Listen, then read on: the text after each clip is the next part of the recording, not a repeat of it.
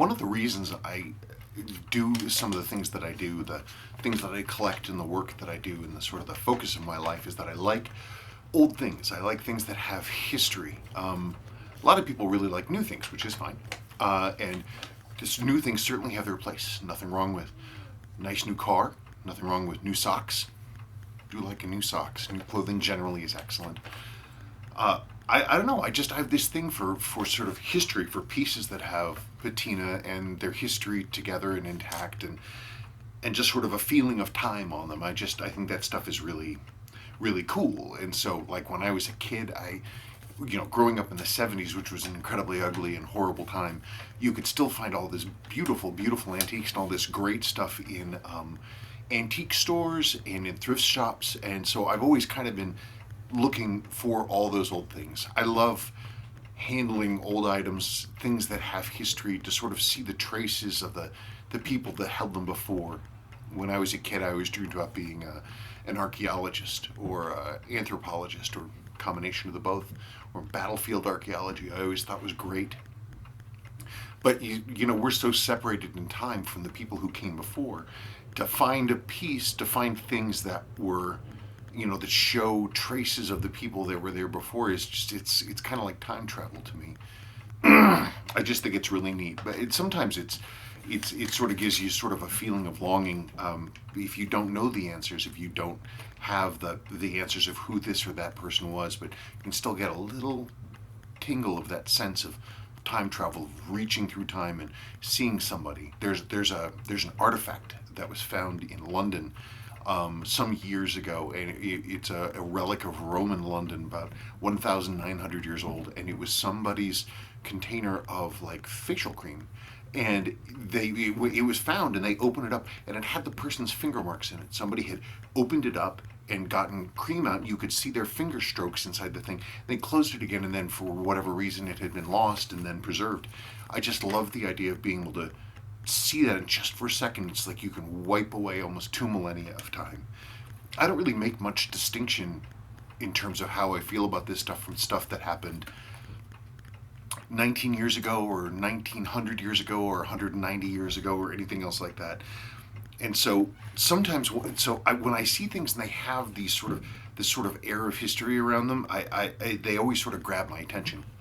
This last week, I was on the Watch Exchange subreddit on reddit.com, reddit.com/r/watch exchange, and they sell all kinds of watches on there. People always selling. It's a nice place, and you can actually get some pretty decent bargains. And a person had put up a watch that it was a general model that I really liked. It's the, let's see here, because I can't remember numbers, I get them flipped around in my head. It's the DTU-A/P 17 jewel Benrus made serviced wristwatch, Vietnam era.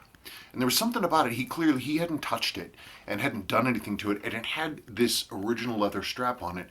I asked him about it, and he said, well, I bought a lot of watches on eBay, a batch of watches, for another watch. This was also in that batch of watches. It's not my thing though, but I haven't touched it. Maybe you'd like to pick it up. So we negotiated, and I got it for a decent price. But there's a couple things. One, I like the military history. I like military timepieces. We have a lot of Vietnam Seiko pieces here. As you know, we talk about them a lot. And so I like to try to add these when I get them. I especially like to add watches that are clearly original, that have not been touched. This watch has not been touched. So this particular model, this is an issue watch. It's dated March 1967. These had a Benrus 17 jewel hand wind hacking movement in them. They were based on the ETA 2370, and so it's a fine design. I think the military classed these as being not disposable, but they weren't necessarily supposed to be maintained. But they certainly can be. It's a standard beautiful movement. They have a very specific pattern. The military requirement for this came out in 1962, and they laid out exactly how it was going to be loomed. And this is with a variety of colors: white loom, yellow loom, and orange loom. What amazed me about this for a watch that is Vietnam issue, Vietnam era, on a 60s strap, 60s champion strap, was in what good condition it was in. I mean, I talk about Loom a lot, especially for Seiko, because Loom tells us a lot, because Loom reacts to moisture. And so if we look at this, if you look at the sweep hand, and I'll pull it over there. But if you look at this, I looked at the pictures and I'm like, the Loom has a little bit of patina, but that's pretty clean. Okay, let's take a break and let's look at it a little more closely so you don't have to try to squint and see. So here it is. So anyway, I liked the look of the pictures of the thing, and it was clearly untouched, and I got it. And when it came in, it was even better than I expected. This, I don't know. There's always, you get a sense when you hold something and you look at something and you sort of put the clues together about how a little piece of the history of something. So I look at this watch and I'm like, okay, well, these were, I guess let's go over the basics. These are they're a 34 millimeter. They're a 34 millimeter case. They're relatively small. They're thin. It's a one-piece steel case. It's parkerized with a parkerized crown. The crown has a male and a female. The stem has a male and a female inside. They fit together. You can see this one's moving around a little bit. Isn't that interesting? I have not opened this watch, and I don't think anybody ever has. The watch has a little bit of, I have a window open, so if you hear somebody barking, don't just ignore that. The watch has a little bit of loom damage here. The top surface of this sweep hand was loomed white with tritium, was supposed to glow, and the tip of the hand here is loomed orange, and it was supposed to glow. This triangle is also orange. You can see it's faded. And there's a little bit of moisture damage to the loom here, the tritium loom here, but not a lot. It looks pretty clean. And that's what I noticed. I was looking at it. I'm like, okay, it's pretty clean. You have a little bit of patina and dirt and gruck here inside by this this bezel right here. A little bit of dirt in there.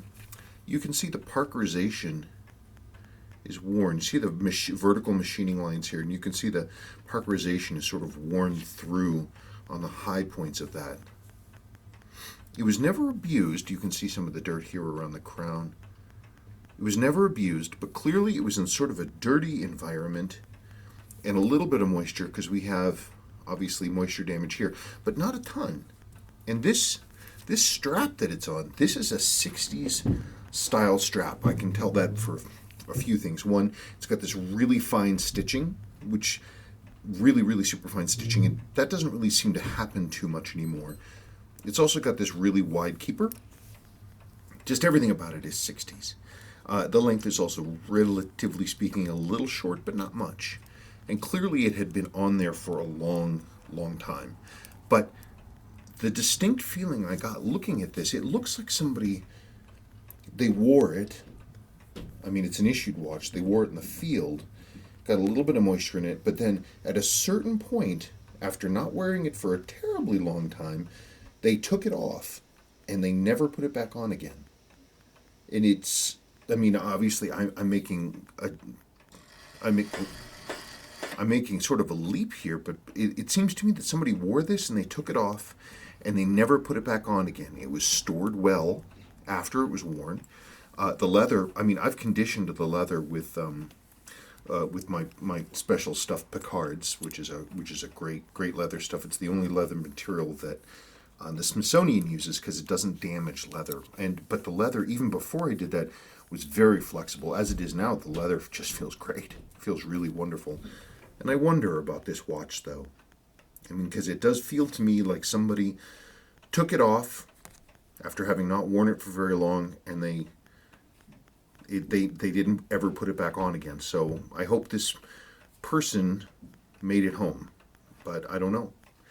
It came, it's one of these things. It came out of a batch of watches from an estate seller, somebody who picks through stuff, and the history, unfortunately, is lost. Anyway, but that's pretty cool. And just to sort of, since we're talking about Vietnam watches, I have sort of a small collection of other Vietnam watches. And of course, you guys are familiar with the different Vietnam era watches that, say, Seiko made. This is the 7005. Yeah, 7,580.30. So this is the rare one that people really want. And this one also came to me in eBay, out of a lot of watches. And as far as I know, I could be wrong, I was the first person to identify the actual model number, because I bought this watch and I was looking at it, I was like, hey, wait a minute, I think that's one of those Vietnam watches. And I went and found the page about the book Running Recon, and they had a picture of this model. It may be that I'm the one that ID'd this model. I could be wrong, but in my world, I'm the first person that put a model number to it. And then, of course, this is the 6119 8100 that everybody goes on about that they really love. This is ours. My wife loves this watch, and I'm not allowed to do anything with it because I'll get yelled at. There that is. Isn't that cool? These are beautiful. These are the ones that people are really always looking for. And then there's one other. Hang on. I have to... Well, hang on a second.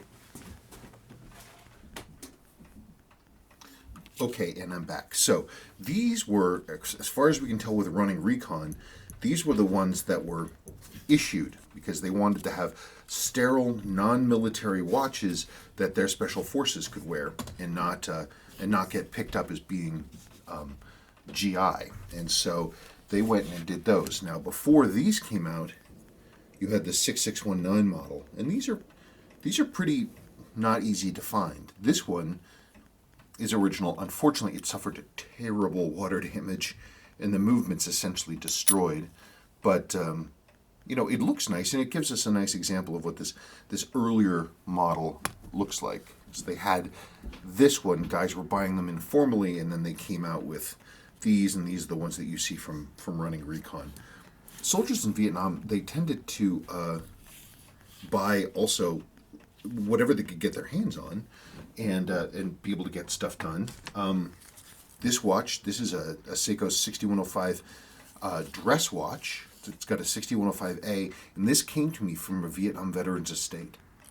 And when it came to me, it was this is a new crystal. The old crystal was amazingly hacked up, and it actually had a burn mark on it. It was wild. And that's the strap that he had it on there. And you also see some other ones. This one came to me from a Vietnam veterans estate, and that's the sort of old man band that he had it on. Isn't that neat? These are cool because they have this handset is the same as the 62 MAS, complete with the green style Danny Loom. Isn't that cool? And here's a non-Seiko one. This was another private purchase piece, and I got this from somebody I met at VFW back in Massachusetts a long time ago. This is a Bulova automatic. It's also a hand winder. It's actually a really cool movement. I've been actually meaning someday to fix this one up, but this one also saw time in country. And look, it's a runner. Anyway, and lastly, of course, this was the very first DTU AP watch that I ever got. This one I got many years ago. This is a 1964 example. And when I got it, the crystal had been smashed out, and the hands and the dial had just been destroyed. The skeleton hands, all the loom was gone. This was one of my very, very, very early reloom jobs. I reloomed all of this stuff, and the hand and the sweep and everything else like that, after finding the specs for what that should look like online. These are cool, but the crown was gone too. So I have an incorrect non-parkerized crown on this. The crowns on these are really, really, really super hard to find. Anyway, but it's cool. They're nice. They're small, 34 millimeters, but they're extremely legible. They're light, and they're very comfortable. One of the things about this that I like is I like this kind of crazy 60s one-piece strap. It gives a little bit more size to the watch itself. And I like that it's original. I wish I knew more about the history. I'm sorry, the history's gone. Wish I knew more, but I don't. But we know that it was there, or we can assume that it was there, based on the clues that we have. Anyway, so that's a rambling video about this watch. At some point, I'll get around to opening this up. Not right now. I have too much to do to really go into this, but I'm going to put it in the collection, and someday down the line, I will open this up and service it, and when I do, I'll show you guys what it looks like. But in the meantime, I kind of like the fact that it's never been opened, and I'm just going to leave it. Just let it sleep. It's safe. Okay, thank you. That was a fun, silly little video. And that's it. We'll see you next time. Okay, bye-bye.